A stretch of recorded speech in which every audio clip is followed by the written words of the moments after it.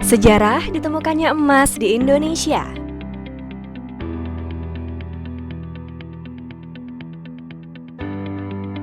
Emas merupakan salah satu komoditas berharga yang ada di dunia.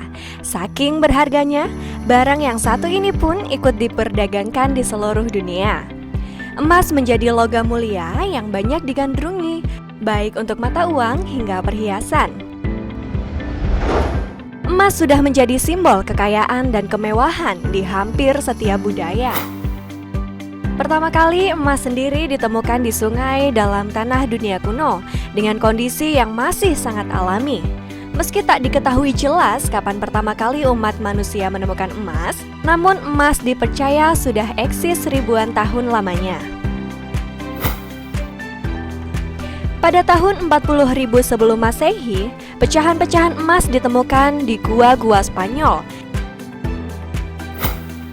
Di sekitaran tahun 3600 sebelum Masehi, emas sudah diolah melalui proses peleburan oleh para tukang emas di Mesir. Mengutip informasi dari Gold Price, penduduk Mesir tercatat dalam sejarah sebagai penakluk emas pertama di dunia. Penduduk Mesir diceritakan mempekerjakan tahanan perang dan budak untuk mendulang tambang emas primitif pada zaman mereka. Menurut catatan sejarah, penduduk Mesir melakukan semua itu ketika harga emas belum memiliki nilai tukar resmi, tetapi dicari hanya berdasarkan keinginan tinggi untuk menjadikan emas sebagai komoditas. Di tahun 2600 sebelum Masehi, penduduk Mesopotamia sudah menempa emas menjadi perhiasan. Kaum Mesopotamia ini dipercaya sebagai manusia yang pertama kali menggunakan emas sebagai perhiasan.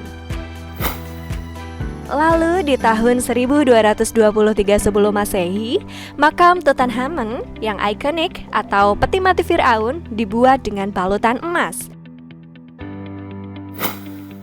Lalu pada tahun 950 sebelum Masehi, kuil pertama kaum Yahudi yakni Bait Salomo kini dikenal sebagai tembok ratapan, dibangun dengan konstruksi berbahan dasar emas. Dilansir dari Gold Price, koin emas dipercaya muncul pertama kali pada tahun 700 sebelum Masehi. Sejak itu, koin emas digunakan sebagai mata uang menggantikan peraturan barter. Harga emas sudah bisa menggantikan mata uang.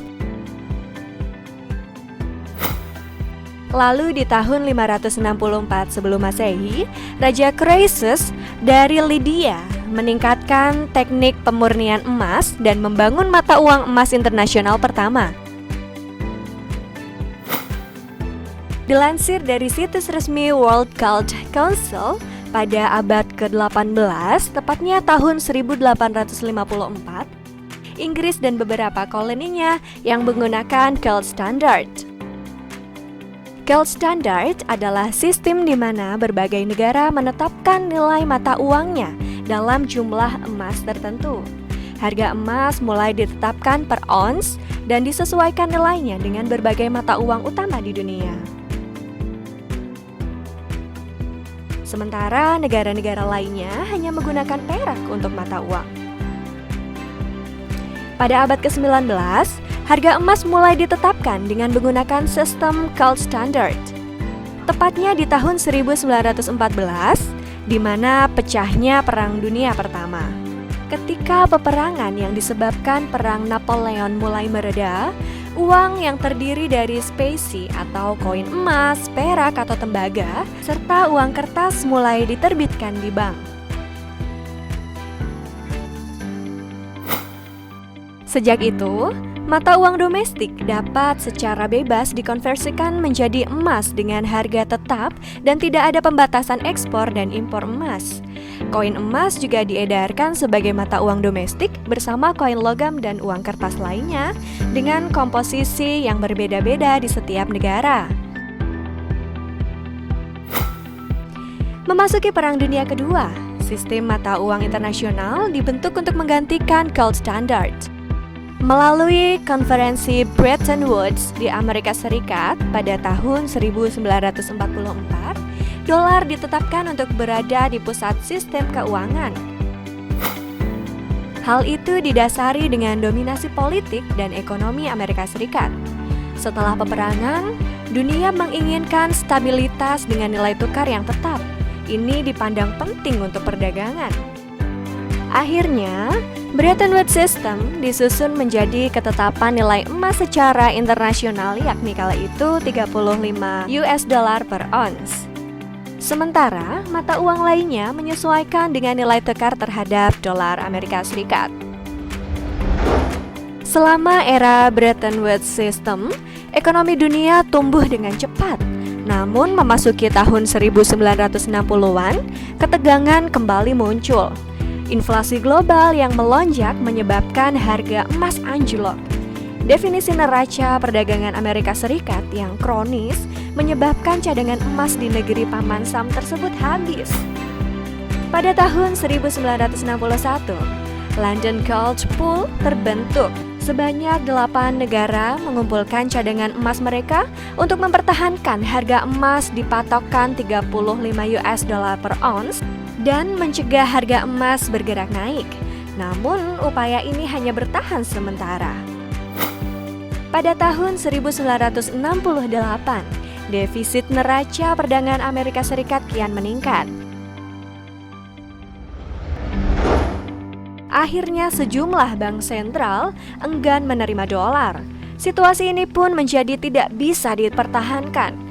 Akhirnya pada Agustus 1971, Presiden Nixon mengumumkan bahwa Amerika Serikat mengakhiri konvertibilitas dolar menjadi emas untuk bank sentral negara-negara lain. Bretton Woods System pun runtuh dan harga emas diperdagangkan secara bebas di pasar dunia.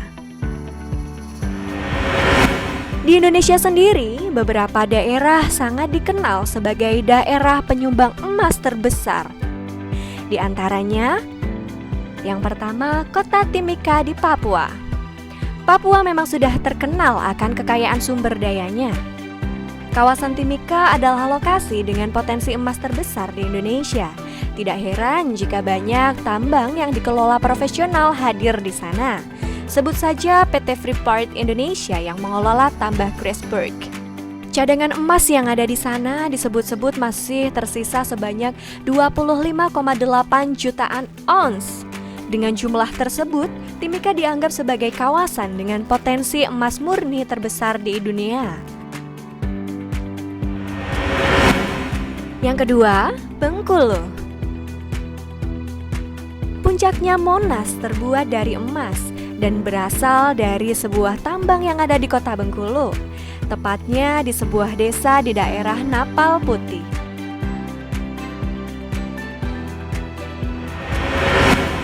Yang ketiga, Nusa Tenggara Barat. Kandungan mineral mulia juga ditemukan di tanah Nusa Tenggara Barat. Namun, rupanya Aman Mineral yang mengakuisisi Newmont Nusa Tenggara menemukan kenyataan mengejutkan. Kawasan Dompu rupanya juga menyimpan potensi sumber daya emas yang melimpah. Potensi emasnya di daerah ini disebut-sebut mencapai 19 jutaan ons. Tidak heran jika ada beberapa perusahaan emas di Indonesia mulai berancang-ancang untuk melahirkan anak perusahaan baru untuk menggali di Nusa Tenggara Barat. Yang keempat, Cikotok.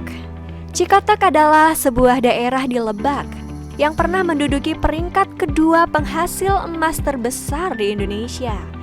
Hal ini terjadi setelah para ahli geologis Belanda tak sengaja menemukan endapan bebatuan dengan kandungan mineral emas yang sangat tinggi.